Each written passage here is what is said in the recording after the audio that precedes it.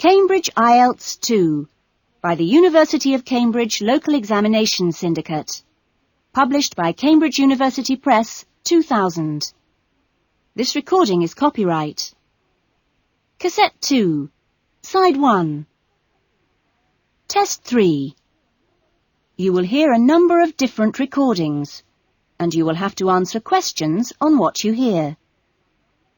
There will be time for you to read the instructions and questions, and you will have a chance to check your work. All the recordings will be played once only. The test is in 4 sections.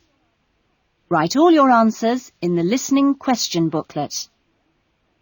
At the end of the test, you will be given 10 minutes to transfer your answers to an answer sheet. Now turn to Section 1.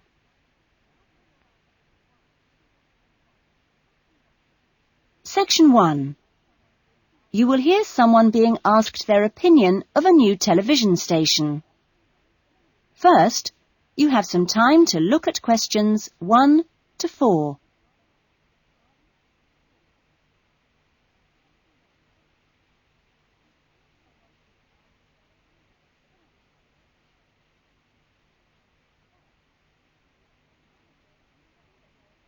You will see that there is an example that has been done for you. On this occasion only, the conversation relating to this will be played first. Excuse me, I'm sorry to bother you, but would you have time to answer a few questions? What's it about? We're doing some market research for a new television channel starting in 2 years' time. Okay, why not? Lovely. We'll just work through this form. And if we could start with some personal background information? Sure. Right. If I could just have your age? 35. Right. Great. The respondent is 35 years old, so B has been circled. Now we shall begin. You should answer the questions as you listen, because you will not hear the recording a second time. Listen carefully to the conversation and answer questions 1 to 4. Excuse me, I'm sorry to bother you, but would you have time to answer a few questions? What's it about? We're doing some market research for a new television channel starting in 2 years' time. Okay, why not? Lovely. We'll just work through this form. And if we could start with some personal background information? Sure. Right. If I could just have your age? 35. Right. Great. And your job? Systems analyst. But for the form, I don't know whether it would count as professional or business or what. What do you think? Okay, it's more like business. Fine. And would you mind my asking about your salary, or we can leave it blank? No, I don't mind. It's 40,000 a year. Oh, thank you. Right. About your current watching habits. What would you say is your main reason for watching TV? Well, at work, I tend to read for information and what have you, so I'd say that with TV, it probably just helps me relax and unwind. Fine. And how many hours a day, on average, do you watch TV? Not a lot, really. I should say just over an hour. You now have some time to look at questions 5 to 10.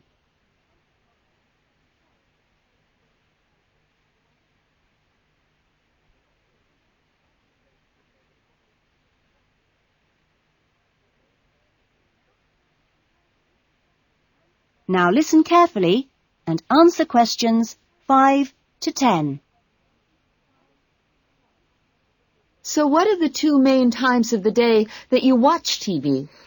Well, a little around breakfast time, and then it tends to be really late, 11 or even midnight, when I finish work. And what sort of programs do you go for? Some news bulletins, but I also really like to put my feet up with some of the old comedy shows. Fine. And turning to the new channel, which type of programs would you like to see more of? Well, I certainly don't think we need any more factual programs, like news and documentaries. I think we need more about things like local information, providing a service for the community. And in the same vein, perhaps more for younger viewers. Good quality stuff. Uh-huh. And if you had to give the new directors some specific advice when they set up the channel, what advice would you give them? I think I'd advise them to pay a lot of attention to the quality of the actual broadcast. You know, the sound system. People are very fussy these days about that. And in general, I think they ought to do lots more of these kinds of interview, you know, talking with their potential customers. Oh, I'm glad you think it's valuable. Certainly, yeah. Good. Okay. This will be a commercial channel, of course, but how often do you think it is tolerable to have adverts? Well, out of that list, I'd say every quarter of an hour. I don't think we can complain about that, as long as they don't last for 10 minutes each time. Quite. And would you be willing to attend any of our special promotions for the new channel? Yes, yeah, I'd be very happy to, as long as they're held here in my area. Okay, I'll make a note of that. And finally, may we put you on our mailing list? Well, I'd prefer not, except for the information about the promotion you mentioned. Can I have your name and address? Of course. Here's my card. Oh, lovely. And thank you very much for your time, and we look forward to seeing you. Yes, indeed. Thanks. That is the end of section 1. You will now have half a minute to check your answers.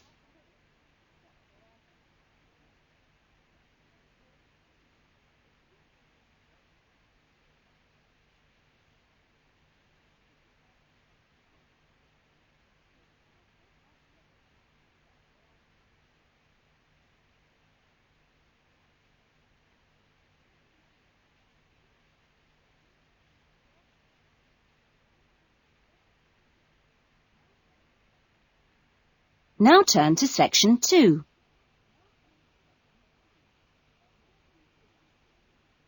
Section 2. You will hear a student welfare officer talking to a small group of students just before the beginning of term. First, you have some time to look at questions 11 to 16.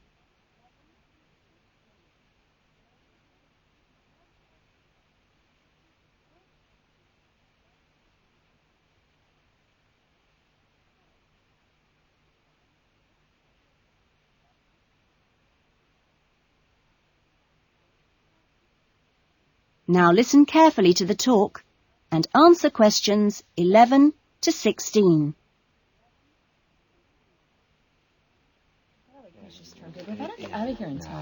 Okay.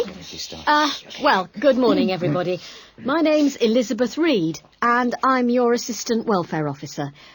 What I'd like to do now is tell you a little more about some of the social facilities available on the campus, and also to tell you something about what the town has to offer. As you probably know already, the Student Union Building is the main centre of social life here, as indeed it is in most British universities. The Union runs a weekly programme of events for all tastes. Oh, everything from discos to talks by guest speakers.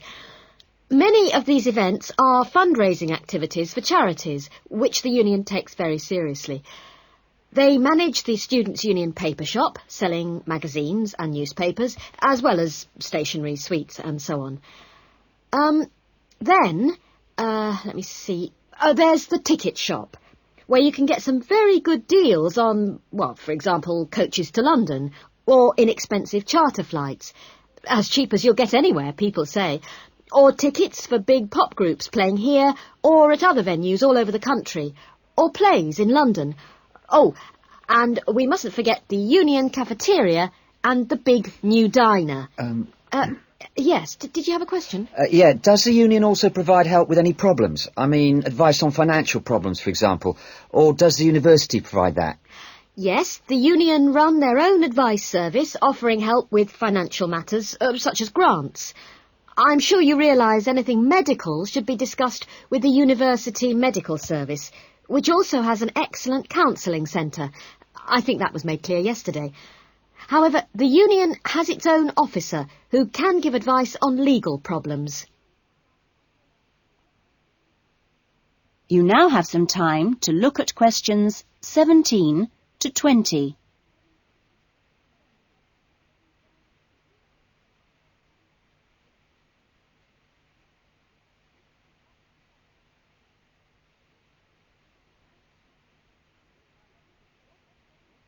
Now listen to the rest of the talk and answer questions 17 to 20. Now, on to Radford. For a town of its size, Radford has some unusually good leisure and community facilities and has quite a good shopping centre with an interesting range of shops. As you go into Radford, there's a new, well, quite new, Olympic-sized swimming pool. That's on the outskirts at a place called Renton. Above the pool, there's a high-tech fitness centre. Are there any ice skaters here? No? Oh, pity. The facilities for ice skating are excellent.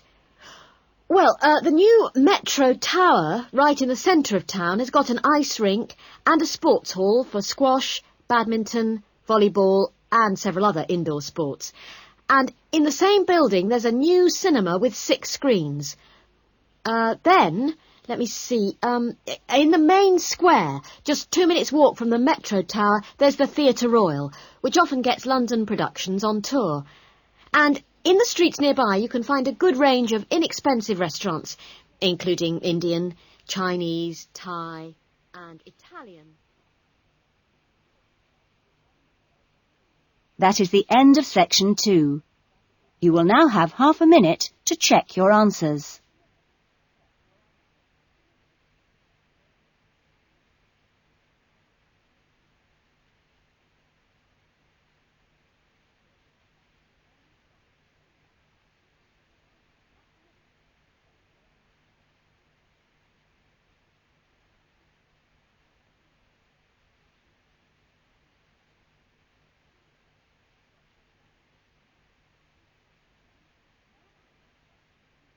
Now turn to section 3.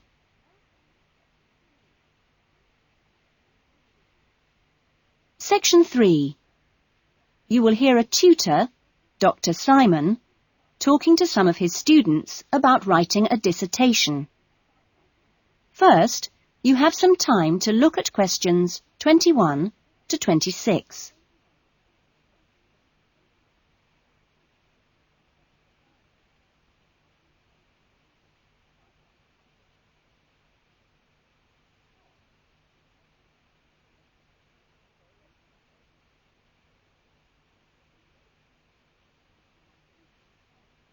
Now listen to the discussion and answer questions 21 to 26. OK, welcome back to the new term. Hope you've had a good break and that you're looking forward to writing your dissertation. Now, what I'd like to do in this session is give you the opportunity to ask questions on writing the dissertation. Requirements, milestones, who to see when you need help. It's very informal. It may all be written on paper, but it's nice to get it confirmed. So, anything you'd like to ask? Dr. Simon, is there a fixed hand-in date yet? Right, I can confirm that that's the 21st of May, not the 20th, as we first stated. OK? Jane? What about the word limit? Well, we try to be pretty flexible on this, but in broad terms it's 18 to 20,000. Ah. And you can choose your topics, anything from years 2 and 3. Yes? I still haven't got any idea what I want to do it on. Who... Well, you should see your course tutor to agree on your final title, and you should also be aware that there's a special programme running on research methods for anyone who wants some extra help on that. Can I just check on the deadlines for everything? Yes, sure. Look, let me write it on the board. When the different stages have to be completed. First of all, you've got to work on your basic bibliography. And that's due into your course tutor by the 31st of January, which is just 2 weeks away, so you'd better get a move on that. Do we have to have our own draft plan by then? No, your draft plan is due on the 7th of February, which is a week later, so that should give you plenty of time. And when do we have to be doing the research? That's over a 1-month period, essentially February to March. And the write-up? Well, you can't really get going on your writing until you've got quite a bit of the research done. So that's really March to May, with the hand-in date on the 21st. Any more questions? Now you have some time to look at questions 27 to 30.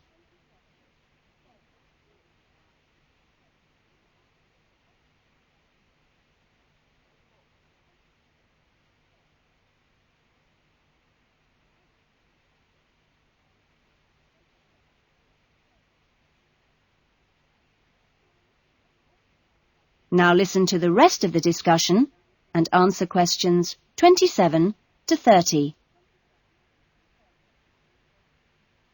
Well, sir, just some advice, really. It's about computers. Would you advise us to buy one? What can I say, Andy? I know it's a massive expense, but I really feel it would be of great benefit. You can always look in the student union adverts for second-hand ones. Yes? I've been looking at some of last year's dissertations. Oh, is that a good idea, sir? I heard... Well, I don't think you should read them in detail too early, or you might end up taking more of their ideas than you realise. But yes, it really is the best guide you can have to the expectations of of what's expected when you write a dissertation. Sorry, Jane, I interrupted you. That's okay. It's just that they did a lot of research using questionnaires. Is that a good idea? I think questionnaires are very good at telling you how people fill in questionnaires. But to be frank, they tell you very little else. Avoid them. About interviews, is it okay if we interview you? The tutors? Well, I don't see why not. They don't have any special contribution to make, but you can if you want. There's a whole section on this issue in the research guide.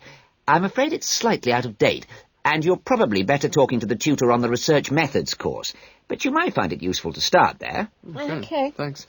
Okay, well, great. I hope that's sorted a few things out. You can always come and see me or drop me a note if you've got any more queries. Right. Fine. Okay, thanks. That is the end of section 3. You will now have half a minute to check your answers.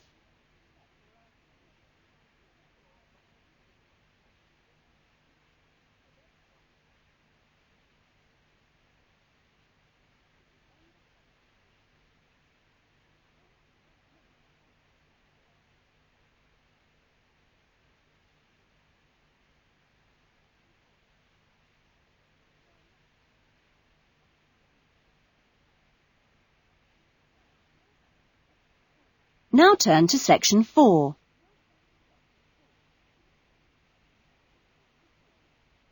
Section 4. You will hear a lecture about the lack of rainfall in Australia.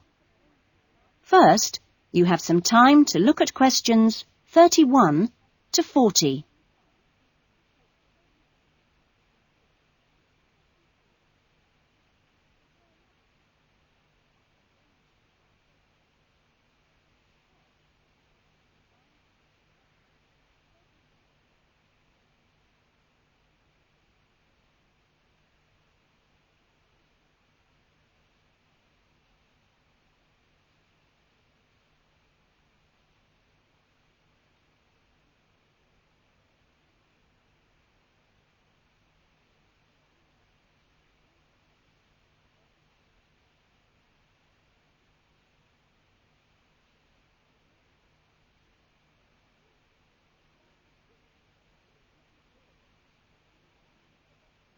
Now listen to the lecture and answer questions 31 to 40. Good morning. This morning, we are continuing our look at Australia and its natural problems. Actually, dryness, or aridity, as it is generally called by geographers, is probably the most challenging of Australia's natural problems. And so it's very important in this course for you to have a good understanding of the subject. For Australia, water is a precious resource, and its wise management is of the greatest importance.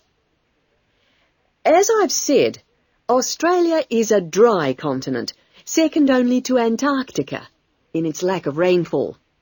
Long hours of hot sunshine and searing winds give Australia an extremely high rate of evaporation, far more than in most other countries. It's estimated that approximately 87% of Australia's rainfall is lost through evaporation, compared with just over 60% in Europe and Africa, and 48% in North America. You generally think of Africa as being a very hot and dry place, but it's not in comparison with Australia. In many parts of Australia, standing water, that is, dams, puddles and so forth, dry up rapidly, and some rainfall barely penetrates the soil. The reason for this is that the moisture is absorbed by thirsty plants. Some parts of Australia are dry because rainwater seeps quickly through sandy soils and into the rock below. In parts of Australia, this water, which seeps through the sandy soil, collects underground to form underground lakes. Water from these subterranean lakes can be pumped to the surface and tapped, and so used for various purposes above the ground. In fact, extensive underground water resources are available over more than half of Australia's land area. But most of the water is too salty to be used for human consumption or for the irrigation of crops. However, most inland farmers do rely on this water for watering their animals and, where possible, to a lesser extent, for irrigation. Underground water can flow very large distances and can be kept in underground reservoirs for a very long time. Water from these underground reservoirs bubbles to the surface as springs in some parts of the country, and these rare sources of permanent water were vital to early explorers of inland Australia and to other pioneers last century who used the springs for survival. But in many places, levels have fallen drastically through continuous use over the years. This has necessitated the pumping of the water to the surface. Remarkably, underground water sources in Australia supply about 18% of total water consumption. So you can see it's quite an important source of water in this dry land. So, most of the consumption of water in Australia comes from water which is kept above ground. More than 300 dams regulate river flows around the country. The dams store water for a variety of functions. The rural irrigation of crops, without which many productive areas of the country would not be able to be farmed. The regulation of flooding, a serious problem which will be dealt with later in the course. And last but not least, the harnessing of the force of gravity for the generation of electricity. That is all we have time for this morning, but you'll be able to do further study on this important area in the library. I have a handout here with references on the subject, so if you're interested, please come up to the desk and take a copy. Next week's lecture is a case study of an outback farm, and it'll be going into detail about some of the problems we've discussed here. That is the end of section 4. You will now have half a minute to check your answers.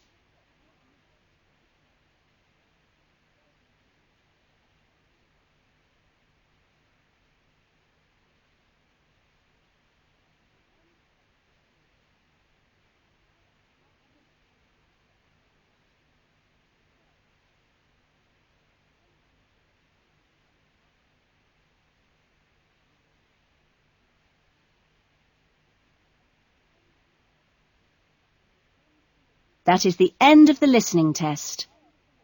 In the Ielts test, you would now have 10 minutes to transfer your answers to the listening